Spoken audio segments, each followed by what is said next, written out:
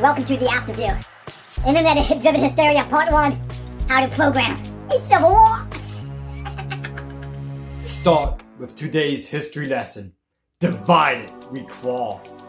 At first, it looked like social media was going to be the thing that united the common man to stand up against the forces of corporate oligarchy. In the 2010s, after the global financial crisis and in the depths of the Great Recession, up rose the TeaParty and Occupy Wall Street. But these two movements quickly fell apart and fell to mockery. I mean, that is Captain America. What began as an honest protest from the 99% in Zuccotti Park became divided by a disorganized system based on racial and sexual justice caste systems. On top was the lesbian, black, trans woman. On bottom was white dudes. The white dudes taking the bottom. Which explains why it fell apart after the cops came and cleaned up the place. As far as the Tea Party was concerned, those guys were always a bunch of boomers, cosplaying as the founding fathers, complaining about the taxes they weren't even paying. But it was in those times that we see the seeds of the political divide we experience today. The 2010s was the decade of fake news, conspiracy theories, and blurring truth between them. A perfect example is Pizzagate. In 2016, emails from Hillary Clinton and others leaked on the internet. It came to the attention of online snoops that $65,000 order of pasta and other extravagant items was being placed at Comet Pizza. Needless to say that it was busy that night. Online snoops also noticed that weird things about the pizza place, like its association with artists who participated in blood rituals and bands that love satanic imagery. Remind me not to eat in DC. Soon enough, rumors began to spread that the basement of Comet's Pizza contained kids being sold into sexual slavery to the Washington elite.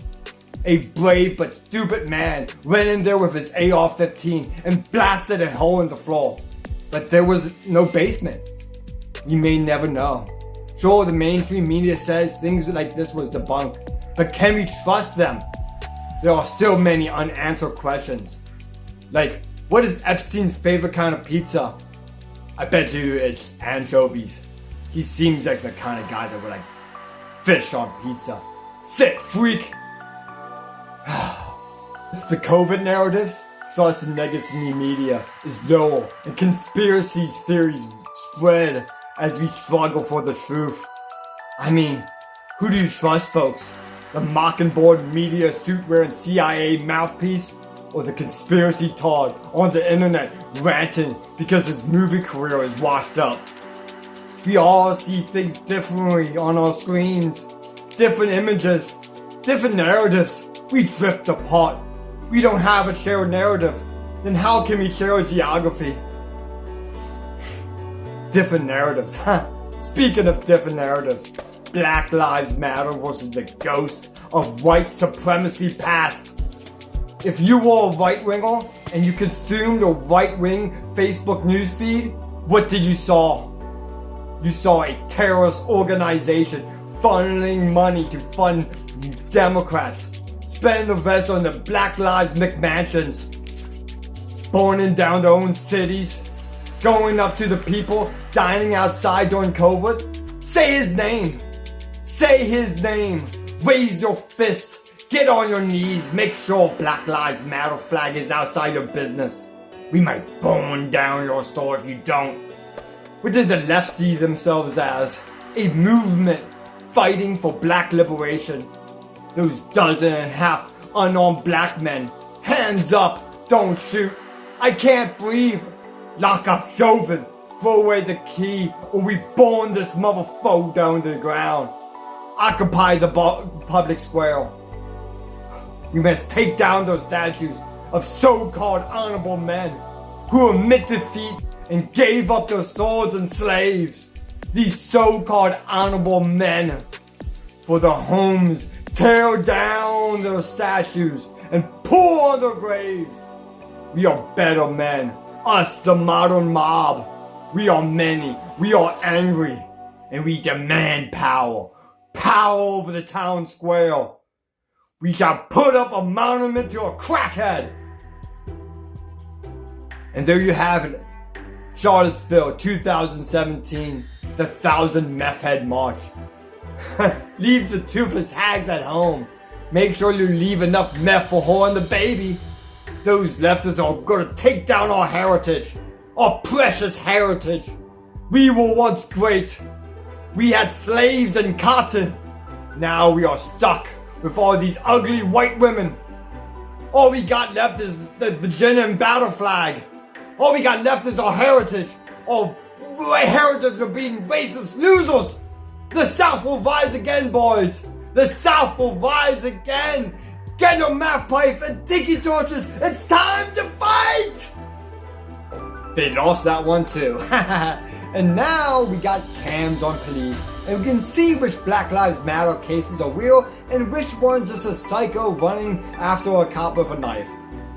Of course, it would not be a show about Internet Driven Hysterias without the definition of Internet Driven Hysteria himself, Donald J. Trump, the man responsible for both Type 1 and Type 2 TDS. Whether you love the Donald Trump or hate the Donald Trump, we can all agree nobody should think about Donald Trump more than Donald Trump himself. Ever since he came down that escalator, Trump mania ran wild across America. He landed on the scene of political entertainment early in the 2000s when Roger Stone convinced him to run in the Reform Party to turn the whole thing into a circus, allowing George Bush to steal the election in Florida. He's been teasing a challenge for the presidential championship for decades, saying if things ever get bad enough, he would do it. Well, things have gotten bad. After years of demanding to see Barack Hussein's Obama's birth certificate, Obama said Trump would never be president. Trump said, hold my beer, I'm going for it. Trump mania continues to spread, with the media constantly misquoting him, and with lines like, when Mexico sends its people, ... some are good people, ... and I'm not talking about the white supremacists and neo-Nazis. They should be condemned completely, end quote. You like that? It's a dirty media trick. Trump mania spilled over to the Thanksgiving table as your blue-haired lesbian libtard cousin began to scream in the face of your fat, racist, white trash uncle for voting for a man who said grab them by the kitty. In which your conservative racist uncle will reply, how do you think you got here? Leaving you to wonder, how are you related to these people anyway? And who will pass the canned lambs? While it's true that Trump's fan base is loyal to the point where Trump can literally sodomize a child on Fifth Avenue and not use a single vote, his own crowd will boo him for promoting a vaccine and letting Elon Musk import Indian H-1Bs. Some of his fan base will even complain that he is not acting enough like Hitler. That being said, Trump hatred on the left have gotten so bad and so out of hand that people fill their hearts with an ugly black goo, filling the hole where religion is supposed to be as they literally hit the refresh, hoping that some random maggot will respond to their essay on why they are racist POS in a Facebook comment section for NPR. So if you suffer from TDS, Type 1 or Type 2, please get help. Please get help. And if you're suffering from Type 2 TDS, please stay away from Q. Man, that Q stuff. QAnon is a conspiracy theory created by a CIA agent known as Q to discredit conspiracy theories, to brainwash a shaman and over 200 plainclothes operatives to stage the January 6th insurrection, with the express purpose of making QAnon shaman the supreme leader of America. The Q failed. Apparently 79-year-old bubbling grannies and goofy daughters are not good enough at staging cues. How you see January 6, 2021 is dependent on what your algorithm feeds you. If you're on the right, what you saw was a bunch of lovable, misguided goofs moving furniture around while being escorted by cops to the chamber in order to vibe out and everyone singing Kumbaya. If your newsfeed force-fed you left-wing content, then what you saw was a murderous mob of yahoos bringing fake guillotines in order to overthrow our democracy while wearing an eye patch. To this day, Democrats gather to memorize the day that Ashley Bobbitt, a Trump supporter, was shot and killed by a trigger-happy cop. She is, after all, the only person to die from January 6th and not with January 6th. But before the left should jump on their chance to condemn the insurrection, maybe they should not ignore all the times when those left-wingers stormed police stations, set up autonomous zones, and interrupted sessions in state capitals, allowing about trans rights to mutilate children while men in women's clothing are clogging up the women's restroom and stealing their trophies. Can we just take a breath and admit that internet-driven hysterias go too far when guys in bullhorns and face paint bust into Capitol buildings yelling about saving the children? More after this break. Suffering from TDS? I was going to film a funny commercial, but this cat was on me. That's how you cure TDS right there. Welcome back, folks. Last week, an ICE agent who'd been dragged by a car several months ago in a similar incident shot and killed an activist armed with an SUV after being struck. It's a tragic situation, and I'm not here to adjudicate this incident. That is up to the legal authorities and the justice system. Unless you or I are in the jury, it does not matter what any of us think. What I want to do is talk about how we are talking about this and other topics. This is the subject of today's He Said, She Said. Well, let's look at our current state of the independent media with meta clip Jeremy Hambley from The Quarter talking about Hassan Piker, talking about Osmond Gold, talking about Hassan Parker, talking about the Minnesota shooting, if that makes any sense to you.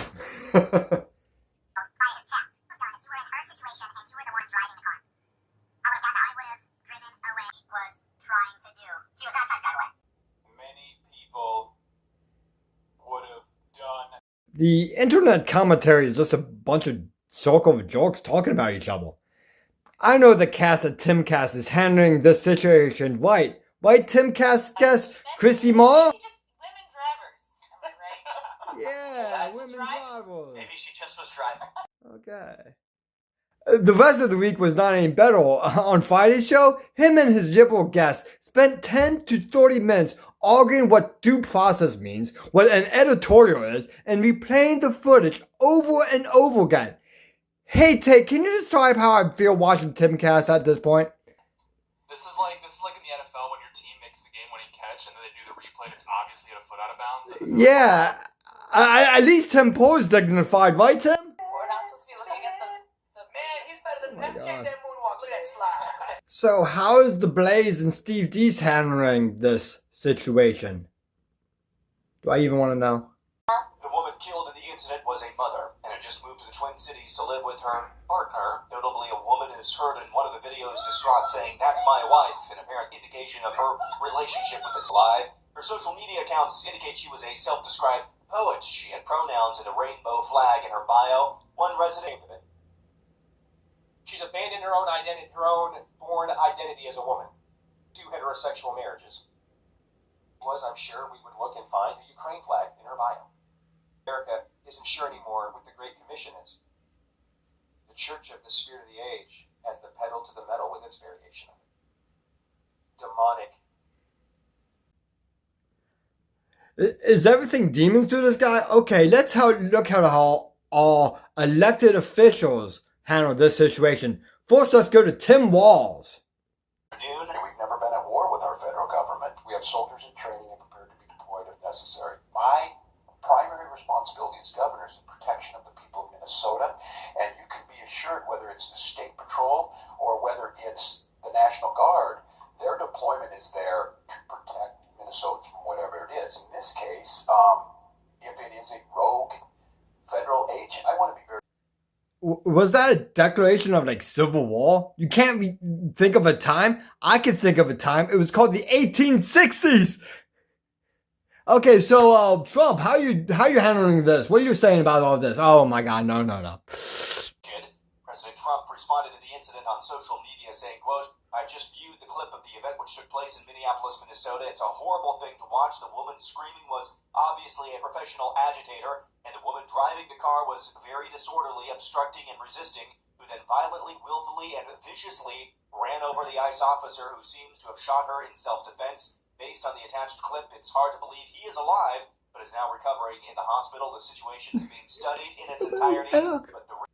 Oh, for F's sake, Trump, the guy was not ran over. He was like kind of tapped, man, going 5 miles per hour, okay? It's not like he took a bullet to the face. Oh man, we'll be right back. Oh, thank God I got my cat. Meow, meow, meow, meow. Well, that's it for the show. Thank you if you made it this far. Like and subscribe.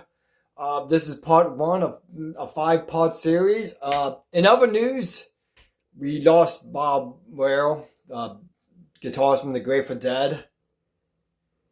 There's been no tragic incident that we're going to talk about later. Apparently, during the Iranian protests in America, in Los Angeles, a truck came by and hit a bunch of people. More on that later. And, congratulations to Drew McIntyre. There we go. There's some good news. Drew McIntyre winning the WWE Championship. Yeah. So, see you guys later. Thanks. And have a good day.